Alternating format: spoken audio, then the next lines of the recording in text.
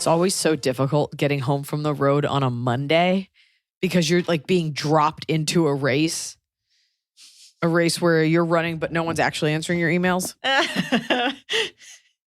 But like a Sunday, you're like, okay, so we're all taking this easy, right? It's the Lord's Day. I can do laundry. Oh, it's a Monday and my dryer's broken. Cool. And so, man, it is a beast getting home from Vermont. Connecting flight, cross-country flight, but we did it. Yeah, there's no, shocker, there's no direct Burlington to LAX. But we had a tremendous weekend in New England. An incredible show with TD Garden. Thank you once again to Dunkin' Donuts for being such an incredible partner. It's so cool. All the VIPs feel special. It was cool. I was really, I felt like that's the way my show should be consumed, like on a massive stage. And then we went to Portland, Maine, and Vermont, which we book this time of year. The leaves hadn't quite turned, but you still get to see all the beautiful dells and farms and all the bucolic wonder. And it was funny. We were driving through New Hampshire and Noah was like, I can't tell if this is like cute apple cider or like from my cold dead hands. And I was like, I feel like it's a little both. I feel like there's a bleed over. Like anytime you get a farm and cuteness, it spills over into like come and take it territory, which I think New Hampshire's all about. Vermont, not as much, even though Ethan Allen, Blue Ridge Boys. But still, anyway, love it up there. Vermont's an interesting state because it's like the hippiest of crunchiest amid like super conservative, like Blue Lives Matter, lots of American flags. So you're like, it's a very purple place, but overall liberal and above all, adorable. I always stock up on like maple syrup candles when I go there, just releasing my middle-aged white woman all over the place. Did you wear your custom leaf peeping shirts? I didn't wear, that's so cute. I should have done that. I do have a Spirit of Ethan Allen boat tour shirt that they gave me last time. I wore that under my coat. And in Maine, I wore my Maine shirt that has like a little lobster on it. And it's not the top of the cob because I had something else. But I did have a fan. You saw it on the Ask Iliza Anything Instagram who re-listened to our candy episode and brought every candy I talked about. And I think that that's really special. It's so nice. Very cool gift. Yeah. We had some great shows. Wrote a bunch of new material, and I'll be doing that this weekend at the Hollywood Improv, running this hour just for the fun of it. Got 2 shows, 8 o'clock sold out, see you at the 10. And we'll plug more shows like Vegas and all the other states. States just like Vegas after this. But let's do the episode. Let's give the people a pure, distilled, hard-hitting Ask Iliza Anything, where we just dole out the hot takes. We had something that I don't know if it's ever happened before on the show. I can't recall it happening. Someone has written in and they are the other side of a question that we answered. The actual one, not just someone with a similar story, but the person that was being talked about. Whoa, finally. So you do enough episodes, you cast a wide enough net, you finally get both sides. Let's do it. Okay, so I'm going back first of all. So the initial, our letter writer says, "Hi, Iliza, Emily, and crew. I, 32 female, am the coworker who was on maternity leave from your story in, quote, It's a Conspiracy Against You, which was a May 3rd episode. Okay, it is now October. And wanted to write in my side of the story, but also give a bit of an update and ask for your advice." All right, so I went back and I found the original question. 43-year-old woman, worked in the pharma industry for over 20 years, expressed interest in a leadership/management role. They hadn't had direct reports before, but was looking forward to the challenge. Their boss was really supportive. They made a plan, like a 70-20-10 plan. There were metrics that they defined it by, like everything's above board, right? And they're like, okay, you're a shoo-in. This woman who's up for the role, she doesn't want it. She's on maternity leave. This guy doesn't want it. And then they're like, sorry, this guy does want it, actually, and it's going to him. So all that work you put in, done for. And the guy hadn't been at the company as long. He had been at the company a little longer, but was not in a higher position. They were in kind of the same role. Okay. Like there wasn't a super big edge to either of them, basically, but it certainly seemed like they were training this woman up to take the role based on all these conversations. Right. And they talked her up and she didn't want it, so it seemed wide open. Okay. So the person writing in is the woman that was on maternity leave who had said she didn't want the role. So my coworker who wrote in and I did discuss both sides of our story, but listening to the podcast really gave me a whole new take. And I think this is actually a really important part of this podcast is sometimes when you hear your own situation read out loud, I think it's very different than when you're just spinning your wheels over it. Okay. I think that's the basis is me repeating back to people how insane they sound. And they're like, you're right. I should get out of this polyamorous, non-committal relationship where I have to pay them. You're right. It is silly. When I was on maternity leave, my former boss called me and let me know he was going to be leaving and that a position would be opened up, and he recommended I discuss with my new boss about my interest. I texted my new boss that I was interested, and he stated we would discuss when I got back from leave. The week after I returned, I had a one-on-one with my boss and told him I was very interested in the role. He gave me an on-the-spot pseudo-interview asking how I would structure meetings and what I see the role focusing on. After answering, he told me he would let me know. Weeks and weeks went by, and every time I was able to have a one-on-one with my boss, most of them were cut short due to overlapping meetings, I would ask him about the position. He would blow it off to say he was still considering. I had no idea at the time that he told the other candidates that I was not interested. It was only during a department-wide meeting that I found out he gave the position to a younger male colleague. The following day, I met with my boss and told him how upset I was at the fact that he shared the information with the group before telling me that I didn't get the job. While I saw it coming, his response was, well, honestly, I didn't have to tell you ahead of time. When I asked him why he gave the job to the other individual, he proceeded to give me very small but specific examples of things he thought I didn't handle, as well as how he thought the male coworker would handle them. Fast forward a few months, I am on family leave for personal reasons and am expected to go back in November while the male coworker turned boss has left the company. I have not talked to anyone on the team. Yeah. I have not talked to anyone on the team except for my colleague who initially wrote in. Spoiler alert, she is now my boss. I feel so defeated by this team, and I'm starting to question if I should go back. I don't have anything else lined up yet, although I have been speaking with former bosses and coworkers about potential opportunities, even within the same company, just external to my current group. I'm worried that all the toxicity I feel from my own group will continue to trickle in no matter where I go in my current company, but I wonder if after all these months I should be over it by now. Would love to hear from you. I love all your specials, and I saw you on tour in Melbourne, Australia when my now husband and I were vacationing just before the pandemic shut us all down. Thank you for all you do, and congratulations on the baby boy. Okay. So this is really interesting because it basically is showing how your workplace will shaft you. Yeah, because basically you had a guy who was in charge and he was leaving and the position was opening up. And he wanted to give it to this other guy who could have taken it or left it. And in the end, he did leave it. And he made you jump through hoops. You were like, I would love this. And he put you off and he put you off. And then to give you an interview on the spot. I run into this with pitching all the time where you pitch to some executive and weeks go by and you're like, how are you interpreting what little you remember from that post-lunch haze pitch you took and firing that up the ladder? I think you were set up to fail from the beginning. I think an on-the-spot interview is bullshit. I think the answers he gave, I think he wanted to hire the guy. And, maybe you are good at your job, maybe you're not, but the answers should have been more concrete. And I think if it's all these months later, you have no recourse. That boss is gone. And now the other girl is your boss, and you're probably fine with that, but you feel sort of bilked out of something. Now, the other version is maybe she won it fair and square, but making you do that and wait, and you were never even seriously considered. It just seems, I don't know if leaving the group, because the people who made those shitty decisions aren't there. The guy who got the job isn't there, and the boss who did that isn't there. So maybe a change of scenery, or are you okay with working with this woman? I can't answer those things for you. But it just comes down to you just worked for a guy who was super unprofessional and kind of shitty.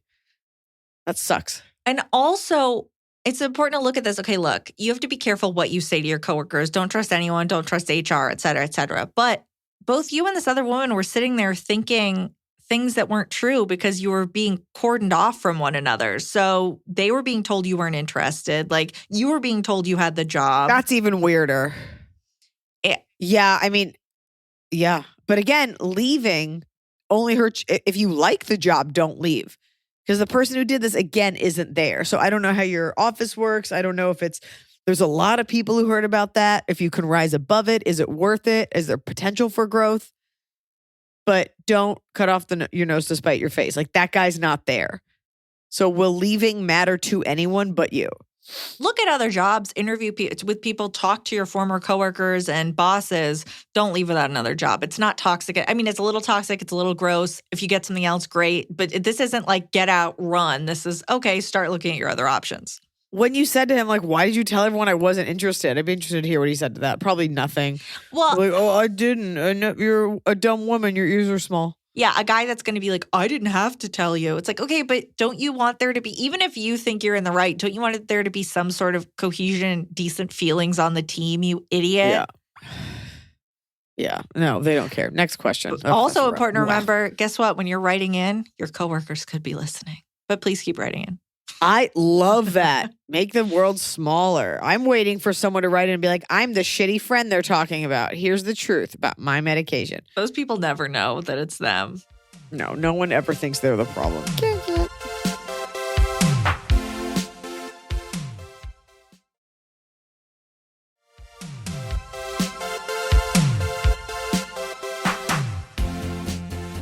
Okay, how do you feel about a kind of deep question for the pod? Are you in a state post-Northeast? Oh, man, I got airplane brain. Let's do it. Let's dive right in. Hi, Iliza, Emily, and everyone. I'm a 29-year-old female. I have 3 tickets for your show in Portland in November that I got from me, my boyfriend, and my brother. I bought them months ago as a birthday present. Early show or late show? Early show or late show? I don't know. Okay. He introduced me to your stand-up years ago, and I've been such a fan ever since. My life completely changed when my brother tragically and unexpectedly died about a month and a half ago. He and I were a year and a half apart in age and very close. We had been through a lot. To say it was devastating is an understatement. I'm giving the ticket that was for my brother to my boyfriend's sister, who is also a huge fan of you. I figure if my sibling can no longer go, my boyfriend's sibling can, and we'll have a nice time. I'm writing because you are my number 1 role model when it comes to being intrepid and gritting your teeth through life's challenges. So much of the advice you've given, I've taken and improved my life with. I know you are very aware of the unhinged behavior of the human race. I wish so badly we could evolve out of some of the bullshit behavior we are stuck in. With your steadfastness and courage and second kiddo on the way, can you give us your latest take on any optimism you have for the future?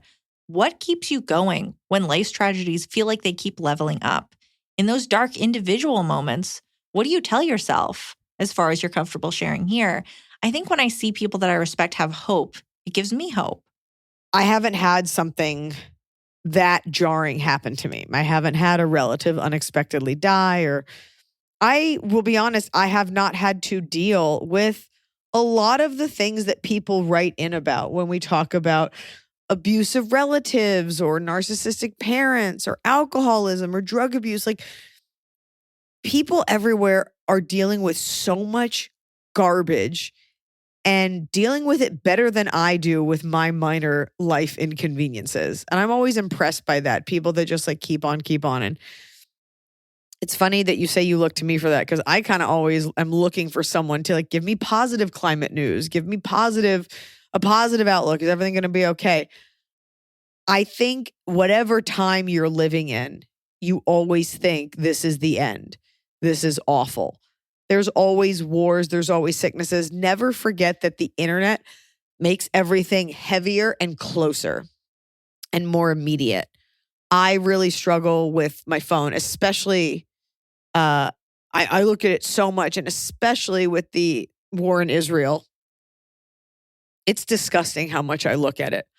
And you look at it because you want to educate yourself. You also want to know what's going on. And you're looking for, in many cases, people who agree with you or make you feel a little bit better. People that relieve you of any sort of mental burden.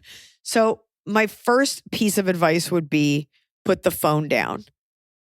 Because no matter how heavy your life is, whatever you're dealing with, there's always stepping outside until it's too hot and you get skin cancer. But there's always going and doing something small for yourself. I started reading instead of looking at my phone, and I feel just like a little bit better. Like, bad news will always be there.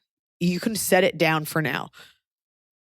The weight of the world is not on your shoulders. Nobody actually cares. And so You can always pick back up feeling shitty whenever you want. It's always there. Take some time to do some things for yourself. And I'm not talking about this like fill up my cup, self-care, order things off Amazon. I'm talking about take a walk. I'm talking about reach out to a friend that makes you feel good. You know, it could even be retail therapy. It could even be buying like a cute little trinket, cleaning out a closet, just doing things that remove you from your situation. And as far as everything goes, I think by the time the world is bad enough to live in, you probably won't be alive. But there are good people, just so you know, everywhere working on good solutions. And that will never change. And you can't get bogged down with that because then you'll never leave your house. And I think because of the internet, because we each have our own portal to all of this, we all think like this is on me. This is happening now. For the most part, you go outside.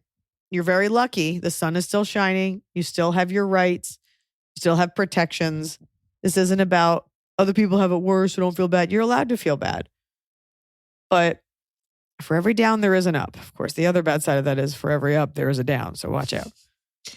In terms of optimism, I think it's really great that you've already decided, you've given this ticket to your brother's sister to bring her into the fold in the same way that your brother, brought you, was going to bring you to this show. I think that that's really nice and that this show will be hopefully cathartic, but I think that's really thoughtful of you. So it'd be easy to say like, no, nobody's going to, like, we're never going to laugh again, but you haven't chosen that tack. But I think that has to do with like uplifting other people when you feel down, which is a big part of comedy. It's a big part of the internet is like something bad happened to me, so I don't want other people to go through this.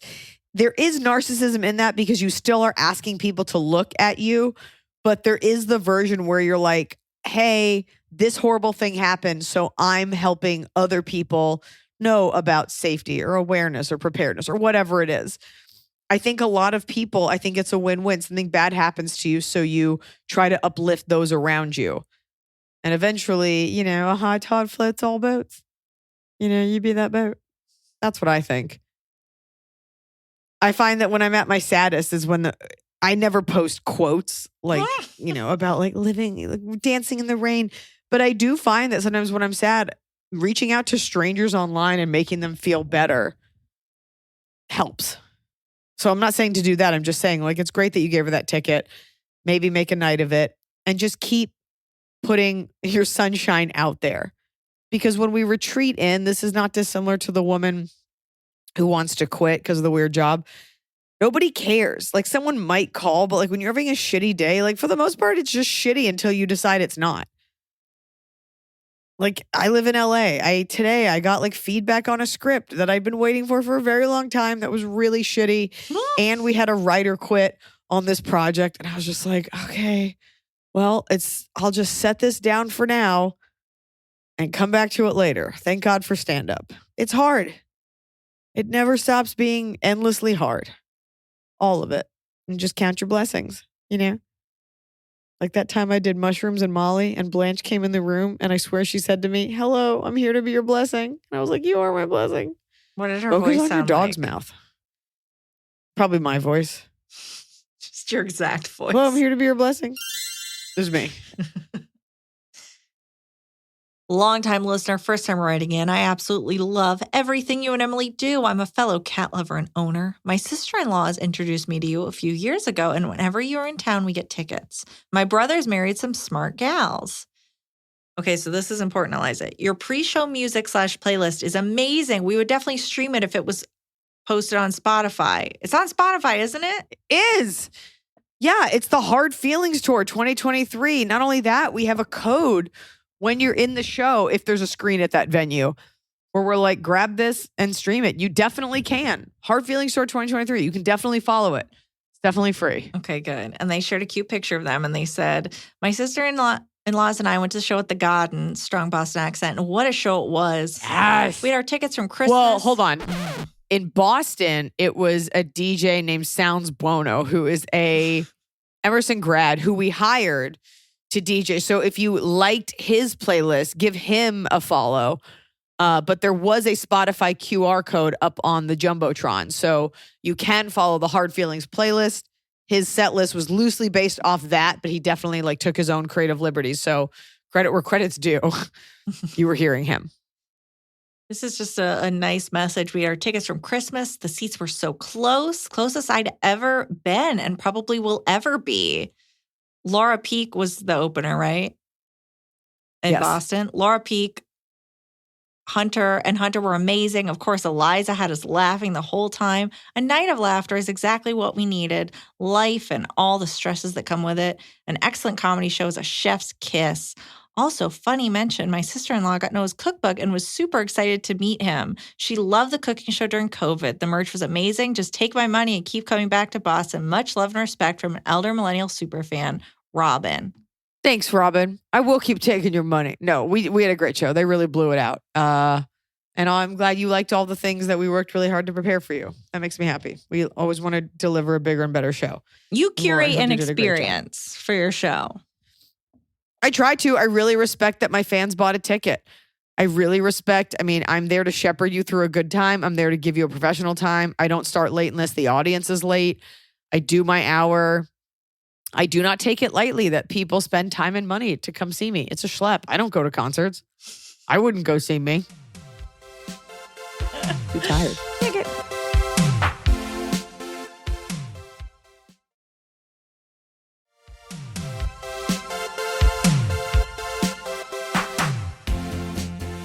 Hi, Liza, Emily, and Snow Peach. Question. Do I message an old friend/roommate about items they left behind when moving out? These items could be sentimental.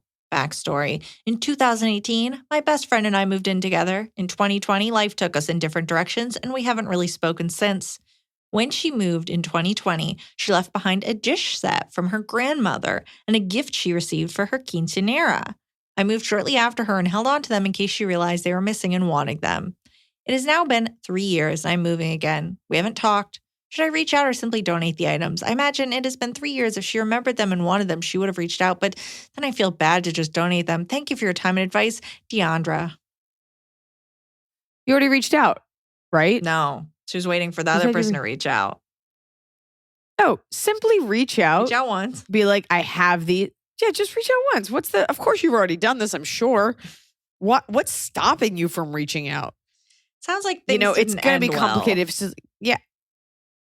It doesn't matter. Doing the right thing. Like, hey, I'm moving. I have these items. Just wondering if you wanted to come get them. I'll be around, and give her a window.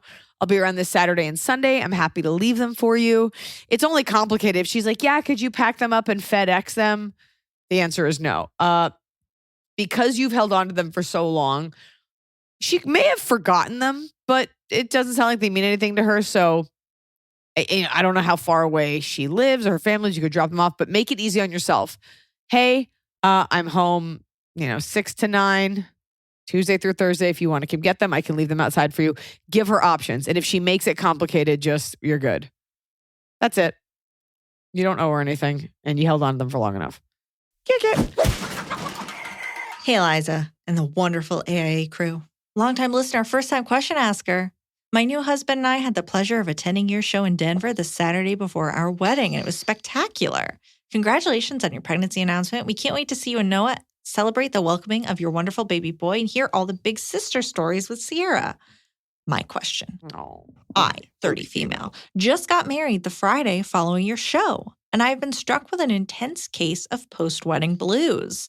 My wedding day was everything I wanted it to be and more, minus a few small hiccups. I am now married to the man of my dreams. We got married on a Friday, hoping that a large portion of traveling guests would take the time to spend with us over the weekend.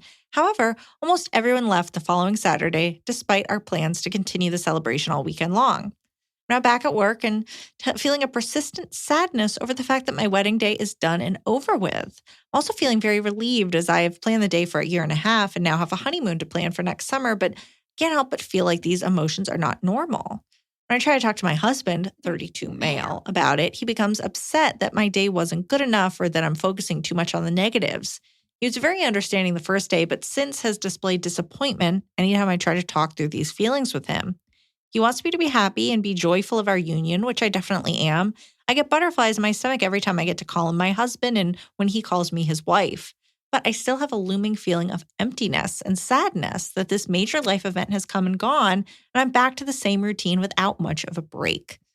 I feel like these feelings are a normal part of the wedding process, but because of their negative impact on my mental and emotional health, many people don't want me focusing on these feelings when I'm trying to work past them so I can be happy. Did you or anyone you know experience post-wedding blues? What's your advice to move past these feelings and get back to the gratitude that I'm finally married? Why doesn't anyone tell you about these feelings after your wedding day?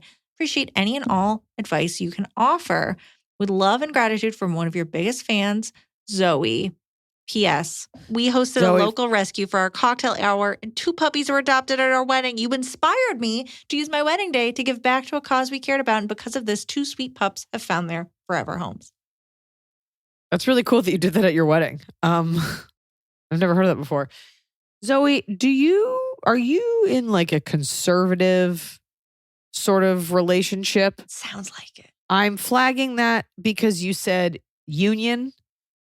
And then you brought up gratitude a few times, which is something that, of course, gratitude's important, but I find that people, how can I put this delicately? It's sort of like a commercialized Christian female only patina we apply to stuff. The insistence that women always be showing gratitude is a burden placed on us, because we don't want any woman to feel too proud of what she's doing without equivocating about how grateful she is. I wrote about this in my book. Like, you don't know how grateful that woman is. You don't know if she secretly works at a soup kitchen or thanks God every night. The gratitude word always rings a little saccharine to me. And their gratitude that you're married to your husband, I don't know if it applies here. And I also, he's your brand new husband and and you're using the word mad, which means he felt like he gave you this day. Now, maybe you're coming off as ungrateful. Like maybe the way you're talking, I don't think you are just based on this letter, but I don't think you're like, and that was bullshit. I wanted more. Like, where was everything? Yeah. It's not fair that he's frustrated with you. So I just want to kind of look at all of that. I think the same thing pinged for me. And I think the reason it would be important, that's an important piece of the puzzle, is if you did grow up in a very religious household, I think you are told from a young age, you getting married is the greatest achievement, right? Like, oh, good, you're finally married. Like, you've done it. This is it. So in your mind, this is it. This was your one big event until you have your required 2.5 kids. And now there's nothing for you. Oh man, that half baby is going to be weird looking. Real weird looking. No, that's exactly right. I think it's normal to feel a letdown. I think that comes after any big event. I was literally just thinking, I was like, oh man, work so hard for these arena shows and I can't believe they're over. I don't feel let down, but I do feel it's like this monumental thing you were waiting for. And because it didn't tick every box, you're kind of like, wait, I thought we were going to celebrate more. No. Your friends flew in. They wanted to go home. They had their lives. You were hoping it would be like we'd all get breakfast the next day. We would do more. People, unless it's a destination wedding, kind of don't want to do that. Like real destination. You put so much into this. And even you're the one planning all of this. I know you think your husband helped plan the wedding, but you planned it. Just like you said, you are going to be planning the honeymoon. You will be raising the children. You will be in charge of these things. And when they don't go as well as you'd pictured, you feel let down. You feel like you only get like a few pops in this life. So I would look at all of that. I don't think you're wrong for feeling that, but it should be a buzz versus a letdown. And your buzz is that you're married to your husband. Let go of the fact that people left. I think you still get to celebrate this with him. You can celebrate 6 months married together. Create more pops for yourself. I live this way. I look forward to something ends great. I know I'm going to get like a fun package in the mail. I know I've got a taping. I know I've got a movie premiere. Like I've got little things. You need to create these for yourself, whether it's with a hobby or your job. And it's okay if they're only family specific. It's okay. It's a wonderful thing to look forward to a baby, but that baby will let you down eventually. So you need to be fulfilling yourself. Otherwise you will feel like this all the time. And I think it's fucking bullshit that he won't let you talk through this with him. Yeah. You have never really talked through, and he's never really listened to you, which is why you're feeling the way he is and he's feeling the way he is. But for him to internalize it and make it personal, like, what, I tried to give you everything. I can't believe you're not happy with it. Like, that has nothing to do with it. You're happy with him. You're disappointed that your shitbag friends couldn't go to brunch with you the next day. I'd be curious. Get ready for more of that being married, by the way. Well, I'm wondering what conversations have been had with the friends prior to it, because here's what I'm thinking is that you see, a Friday wedding. Okay, well, I'm taking Friday off. I'm maybe taking Thursday off to fly in. Oh, but look, I still have my weekend, because no one, even your friends who love you, are as excited for your wedding as you are. They're like, great, I celebrated it. Correct. Now I have my weekend to me. So I wonder if it was like, and then the weekend, like, we'll do fun stuff. Or it was like, hey, this is happening, RSVP. Like, people just, they didn't mean to let you down. They really didn't. And I think if you were to share this with some of your friends, they might go, oh my gosh, if you had told me that, I would have stayed. Yeah. Or maybe you did, and maybe they are pieces of crap. Maybe, but you may not have stated your expectations. Maybe in your mind, other weddings you'd gone to, it all seems so effortless. Nothing is, especially when it comes to events. Everything requires planning. There's no version where the friend's like, no, we have to stay. Let's go out for one more day where you get to be the bride. So you may not have stated it. And I think that this is a good lesson for the rest of your life, is saying what you want. Yeah. I want cocktails. I want this. I want this. I want you to help. I want this. I want this. Rather than not voicing it or not knowing to voice it and replacing it with demanded gratitude. Mm-hmm. Who is that serving? Like, whoever you believe in, God isn't thinking you don't have gratitude. It's nobody's business how you express yourself with your higher power, or how the conversations you have with yourself at night, or how you give back. We only demand that women constantly be saying how grateful they are so that they don't seem too proud of themselves or too filled with hubris. You never, ever hear men talk about gratitude unless it's like a pastor to his congregation. Or like weird TED talkers. Yeah. Yeah, but it's gratitude is a word reserved for women. It's been bothering me forever. Like, I'm so grateful. Why? That you got what you deserved? Right. I never feel like I get enough. So of course I'm lucky and I count my blessings, and I'm always thinking about the fact that like everything's on fire around me and somehow I seem to walk through it. But fuck anybody who thinks you're not being grateful enough. You got to get that out of your head. Also, we've talked before. Grateful I told you that. We've talked before about how things just go wrong in your wedding. You put so many hopes and expectations on it. So for you, the things didn't go wrong on the wedding day. It went wrong the day after. And that's okay that you're disappointed. Or there were a couple hiccups, and that's a wedding. Like, that's life. Mm-hmm. And the honeymoon's going to be the same way. I mean, I cut my honeymoon short. We missed 2 other countries because I was like, I can't be here. And it was imperfect, but it set a great tone for our relationship. I said we have to leave, and Noah made it happen rather than be mad at me or I can't believe we came all this way, because I married the right person. So I'm not saying you didn't marry the right person. I'm just saying he needs to be with you and he needs to hear you. You might be talking about it a lot. Right. Like, this guy might be like, all right, look, there's the version where he's like, I thought it was a great day. Like, I don't know what you want. Like, you obsess about this. So it's definitely a middle ground there, but make more pops for yourself. And more things to look forward to. Go talk to your friends about it a little bit, and not just your husband. Yeah. He cannot be he's not your savior. He's not your Lord and shepherd. He's not in charge of you. Ugh. What if this person isn't religious and they're just so grateful? I would be shocked. It's all steeped in that. But yeah, maybe you are. And you can be, and still, you can be grateful and still have notes. Hello, Iliza, Emily, Hot Scotty, Sweet Baby Tree Frog, Sierra, May, and incoming baby boy. Longtime fan, first-time question asker. I guess I'll give my stats. Female, 25, recently graduated doctor. I have been dating. Wow. Yeah. Wow. That feels young. It's so hard. Yeah. It seems so hard to do. Yeah. It's a lot of school. Good for you.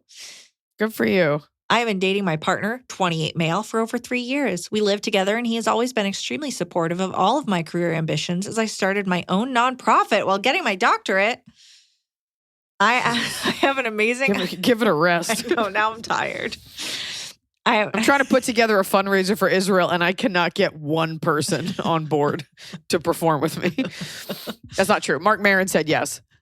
But other than that, it's been really hard. You started a nonprofit? Fuck me.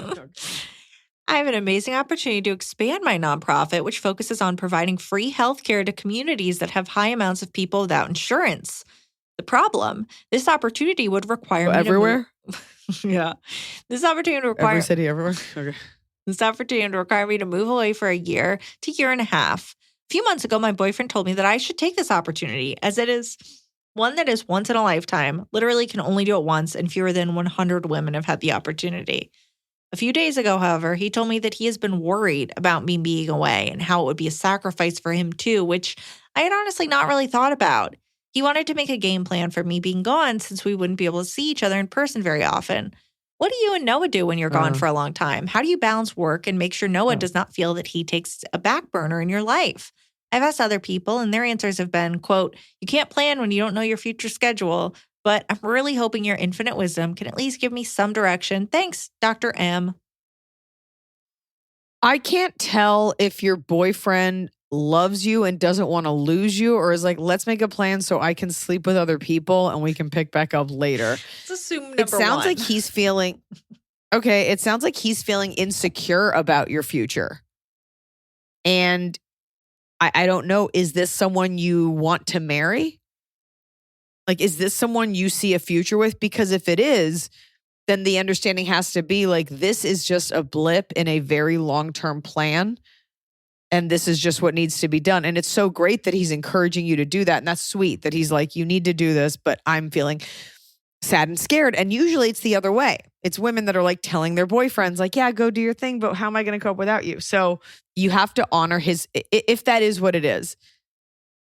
Noah and I've never been away from him for a year and a half. And I am lucky that he is able to come with me or we bring our family for things. But I think be very gentle with this man's heart because it seems like he loves you. If it is this, that he doesn't loves you, doesn't want to lose you, you say, here, I will be back September 1st of 2024. Here are the weekends I will have free. Here are the ones that I'm going to fly back. Here's where you'll fly. Here's where we could meet each other. Like, let's talk about this. Like, show him that you want that versus like, I don't know, I'm sure we'll work it out. If this is the guy for you, if it's worth it. Because if it is, it should be relatively simple simply because you're both willing to try. Right. Right. Ask him. Be like, what would make you feel comfortable? The fact that his initial response was, yes, go for it, is, I think, a really good sign. He's like, yes, do it. And now he's thinking about the reality. He's like, oh, no, you're about to leave and I'm sad. I wouldn't take that as that he wants to change anything about you. But yeah, you need to be like, I will call you at least once a week. We will FaceTime. Like, there has to be some work on your end to stick together. Don't make promises like that because if you miss it, that people start to get resentful. But I do think when people are right for each other, the communication is easy.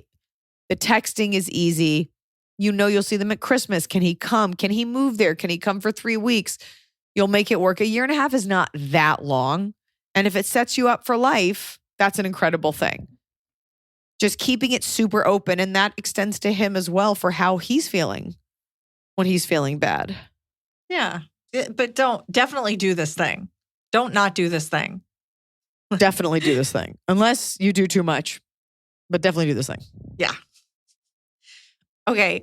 This question about a clingy friend is, there's some backstory, but then there was a follow-up. And the follow-up, well, I knew exactly where I was going the minute I read a movie name. And I want to see if you have the same reaction. So, okay.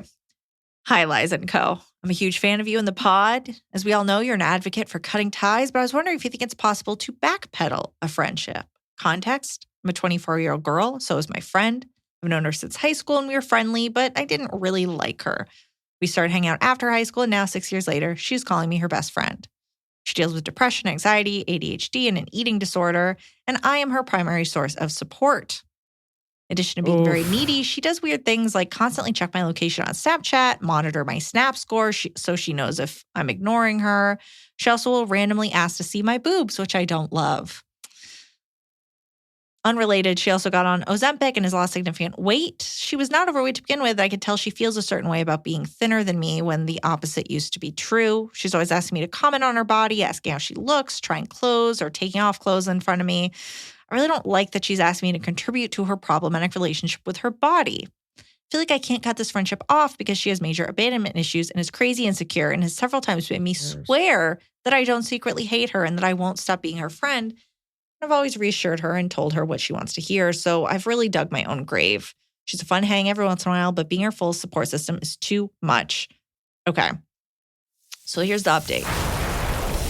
Something weird We're happened. getting married. We drank wine and watched Jennifer's Body. And then after... Wait, hold on. I was going to say, before you say this, Emily, I'm like, does this girl have a crush on you? Because she's treating you like a boyfriend. She is monitoring you. She's possessive. She wants to... okay, I was going to say it before you said Jennifer's Body.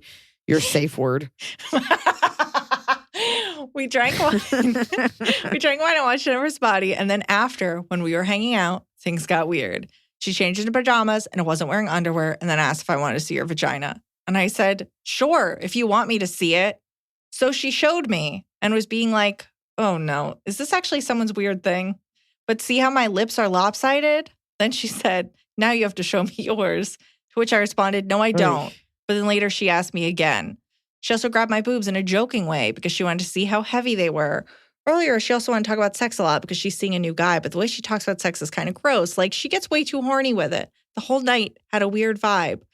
For context, we have changed in front of each other and seen each other naked before, and I'm not a prude. I'm a very open person. I am bisexual and she is not, but she has expressed being bi-curious in the past, saying she would make out with a girl but wouldn't go any further.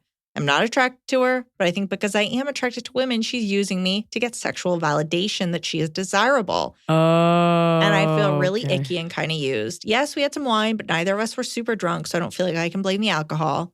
I have a bad history of being taken advantage of and even assaulted by male friends, so to feel this kind of energy in a female friendship is unsettling. At this point, I feel like I never want to see her again, but I know if I try to let it fade, she won't let it. I don't want to do anything drastic like ghost her or accuse her of being sexually weird toward me. I feel like I've let everything fester for so long now. There's no way to deal with this rationally. Help. How old are you? 24. This feels very, very... yeah, oh boy. Very, very, very young. Listen to me. You are not your sister's keeper. You are not responsible for any of this girl's bullshit. Okay? Listen to me, even if she kills herself, that is not your fault. This girl, and I'm not saying she will or any of these things mean that, but like we, at the end of the day, we own our own actions and these are our choices. I think you actually tapped into something. That was a roller coaster of a story. But girls do that sometimes when you know the other girl's gay or it's That's like a safe thing. You're like, I can flirt. Yeah, like, what are you doing? There's something up with this girl. She is taking advantage of you. You need to cut this off. Block her on all things, but write her an email or a text. You're 24, so I don't know what kind of weird. Maybe it's just in the TikTok comment section. Maybe it's just a blurb on Be Real. I don't know. And you say to her, hey, it's tough because she'll take it like, what? Now you're shaming me for being bi-curious? You are not a guinea pig. When you're a gay person or a bi person or whatever version of the sexual spectrum, you are not there for another person's entertainment. You're just not. You have your sexuality figured out so far, and she doesn't. And those things are not okay. They're not okay if you're both straight. No. It's okay to see each other naked. We all change in front of each other. It's okay to be like, can I show you my vagina? It's lopsided. But it felt like she was like testing the waters. And it does feel like she leans on you for the emotional support of a partner. So you write her an email and you just say, I can't do this anymore. You don't have to say it like that. The other night made me uncomfortable. I think I need to take a step back from this. I don't like the way you monitor me. I don't like the way it made me feel the other night. You didn't take advantage of me or anything, but I just need a break. However you want to word it. Like, listen to what you just wrote in. And I would document those things. You don't have to give her like huge examples. You don't owe her anything. But for her to like make you promise you would never leave her. By the way, this is the kind of girl that one day just like meets some dude and moves to New Mexico and you never hear from her. Do whatever you want, but you will spend a lot of time and energy sacrificing your own happiness to make sure this girl feels okay. And in the end, she's just using you. She may not even be meaning to do it in a bad way, but this is not a relationship that's going to have an ROI at all. So you need to get out of it. You could just send her a text. You could ghost her. It doesn't fucking matter because this person will not be in your life eventually. And she'll tell people like, yeah, she got really prude. Even the fact that you said, I'm not a prude, who fucking cares? Even if you are. Like, I don't know why, because you're like sexually open, that means you have to be sexually open to all things at all times. So who cares if you're bi or bi-curious or gender fluid? You were not attracted to her, or you secretly are and you don't want to talk about it, but she's treating you like a boyfriend. And that is a weird thing in a female relationship when one girl is acting like the carefree, crazy girl and like you have to be her rock. Opt out immediately. Think about everything that this person said. Like, if that was a man, I'd be like, put him in jail. Like, what? Like, this person has pushed your boundaries so many times. Her being a straight woman does not make that okay. It's disgusting. Also, if the roles were reversed and she was saying that to a guy, he'd be like, you're a psycho. Now get my name tattooed on your forehead and stop calling me. Yeah. This girl has too many issues. You don't have the time to deal with it. Start spending time with other people. And you can either phase her out or just write her an email and be like, I don't want to do this anymore. This doesn't feel good. The other night clenched it for me. I think you use me too much. This is not a conversation. This is not a dialogue. This is me telling you I'm drawing a boundary and I need to step back. Block, block, block, block, block. Yeah. What's she going to do? Act crazy still? Like, she's already acting crazy. So cut it off. I mean, we've given her like so much leeway here. You've look, it's hard to make boundaries. When you're 24, it's really hard to make boundaries. So you've set no boundaries with this woman and she has just continued to push. So when you set a boundary now, it's going to shock her and she's going to be like, I don't believe this boundary because you've never kept any of your old ones, but you got to keep to it. This lady, you don't want her. The other side is you are attracted to her and that's why you let her walk all over you. And that's why you're there for her, because deep down, you're in this weird sort of Stockholm syndrome relationship. And it's like a lady doth situation. And you do want to be close to her because maybe she is attractive. So you got to get your priorities straight and decide in the future what you're willing to put up with, because she is treating you the way you've allowed her to treat you. But it's okay to blindside her and just be like, I don't want to do this anymore. I'm breaking up with you. Yeah. You don't owe her anything. Mm-mm. That's it. Hey, Iliza, Emily, and all affiliated gang, please cue Hot Scotty theme music. Hot Scotty number one, Hot Scotty. Hot Scotty number two, Hot Scotty. I, 31 female, have a question about the biz. Iliza, recently you posted a clip on Instagram from Freezing Hot about pumpkin everything, prompting me to rewatch the special as a seasonal treat. I giggled when I heard you talk about eating a handful of deli turkey and 2 Starbursts and thought to myself, oh yeah, girl dinner, because of the current online trend of women noting they'd rather pick at snacks than have a full meal. This, of course, was filmed years before TikTok took over the internet, so kudos on the foresight. Mm-hmm. My question is, do you get notified if certain of your specials spike around a particular time of year? The jacket bit and it being fall motherfucker would make me think that this special would be rewatched around now. Does Netflix upkeep their demographic stats and forward them to you? Basically, do they keep you in the loop on who's watching what and when? Love you all on the pod. For my baby moon last year, me and my husband flew to Toronto to see you closing night at the Just for Laughs Comedy Festival. I had such an amazing time. And Pete Tianfu from backstage, truly a vision. I've since had my baby girl, and she's also a fan. Lots of love. Rebecca from Newfoundland, Canada. The baby has a onesie that says, Cashew Air, it's time to flew. I love it. Newfoundland. You don't get notifications. As we all know, Netflix is very clandestine about its metrics. But I know that in the fall is when people post that freezing hot clip about jackets and it's fall motherfucking. Like, I know that has a lot to do with the girl culture and sort of our response to fall. And I'm glad to be a part of it. I don't get notifications, and that's the answer. But sometimes you see things. Actually, no, the answer is no. But you did something really brilliant because you knew that you didn't get that info from Netflix. So you put hashtags. Yes, I did for a very long time, but nobody really uses hashtags anymore. It's more just like hashtag your name. But for a while, I did that to track it.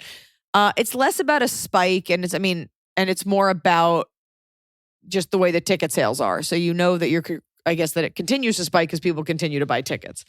But no, there's no notification that more people are watching it. I wish. My own private Nielsen box. They're not going to tell you, then they have to give you more. Top of the Cob. It's the top of the cob. We're doing it right every day. You just take a bite. Top of the cob. My top of the cob is so not something I ever thought I'd do, but being a parent is just you realizing all the things you never thought you would do that you do them. Sierra, we're potty training her, and she's been doing a great job just wearing her little underwear around the house, doing fine.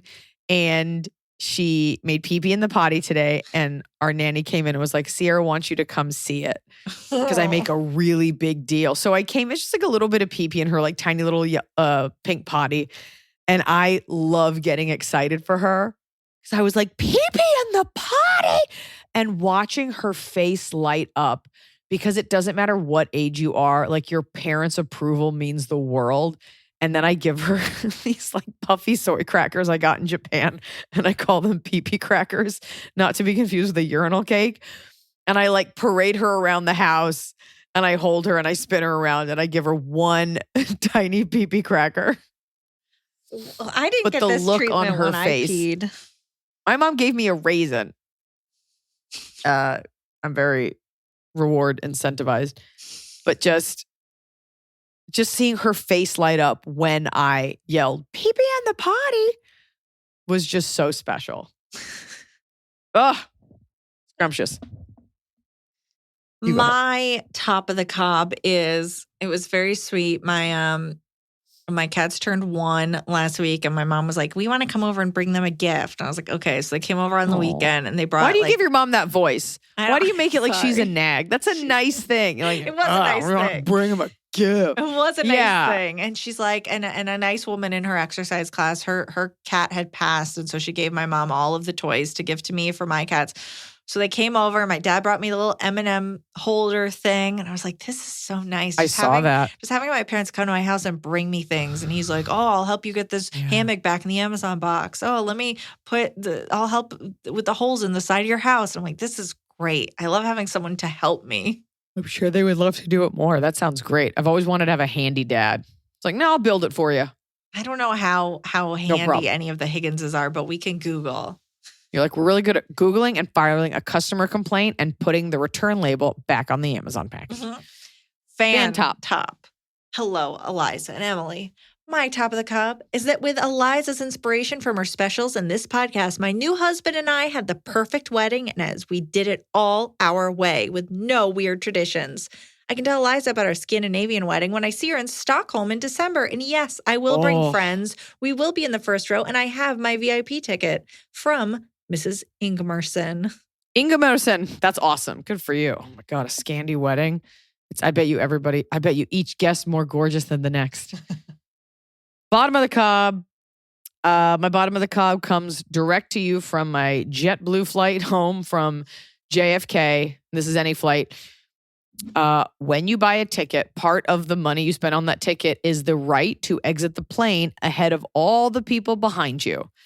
And it really bothered me. I was leaving my seat. It's not like I was getting my things together. It really bothers me when someone behind you, and I don't want to hear like, oh, maybe they had a connecting flight. They didn't. Okay? They didn't. You were not dressed for Hawaii. You were not going to Hawaii. They were just rude when they run past you. I'm like, I'm literally getting in the aisle. Like, you couldn't wait 1.5 seconds. I was literally doing it. Like, that's my right. Like, that's my time that I've bought with this ticket is the time to put my foot into the aisle and walk out. It bothers me. Like, oh, cool. And now we're all just like walking to the exit together. I hope that 1.5 seconds comes in handy when you step in front of a bus. Just rude. Just rude. My bottom of the cob is emails just keep on coming, huh? Everybody just keeps sending emails. Everybody wants something. Hey, guys. Huh?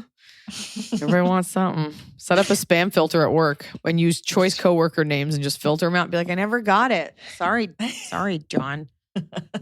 Sorry. And Fan we have bottom. A bartender's bottom of the cob. Hi, Eliza, Emily, Tianfu, Sierra, and Hot Ooh. Scotty. I'm a bartender in Nashville, and nothing bothers me more than the following. when people put straws in drinks that do not need a straw. I see people put straws in martini glasses, wine glasses, old-fashioned / rocks glasses, i.e. glasses for cocktails with a big square or spherical ice cube. Why I hate this. Number 1, obviously we don't need more tiny plastic objects infiltrating the environment. Number 2, it looks ridiculous to have a straw stick out of a wine glass. 3, here's the general rule. If a drink does not have normal ice cubes or something that needs to be stirred in like a lemon or lime wedge, it doesn't need a straw of any size. Smelling the drink enhances the flavor, and you lose that when you drink it out of a straw. So anything stirred / shaken and then strained, old-fashioned, martini, or wine, mimosa, etc., should not have one. If it's a lipstick thing, ladies, get a good matte lipstick. It doesn't come off as easily and leaves less residue on the glass. Love, your friendly neighborhood bartender, Arrayas. Arrayas, you're totally right. It is such, I was going to say, unfortunately, this is only women you're talking about. Get over yourselves. You look dumb when you use a straw. I don't care about your fucking lipstick. And I'm over, like, at coffee places, they give you the sippy lids. The people who put the straw in the sippy lid, do not DM me like, I have a muscular issue. Fine. The 1% of people that require a straw, great. This was the part of the whataboutism when we were talking about getting rid of plastic straws. Like, I need it and I need my straw. Great. Take your fucking straw. The rest of you, you look so dumb. If you put a plastic straw in a sippy cup lid, and I didn't know people did what you're talking about, but I'll file them under this same phylum, I don't trust you to vote.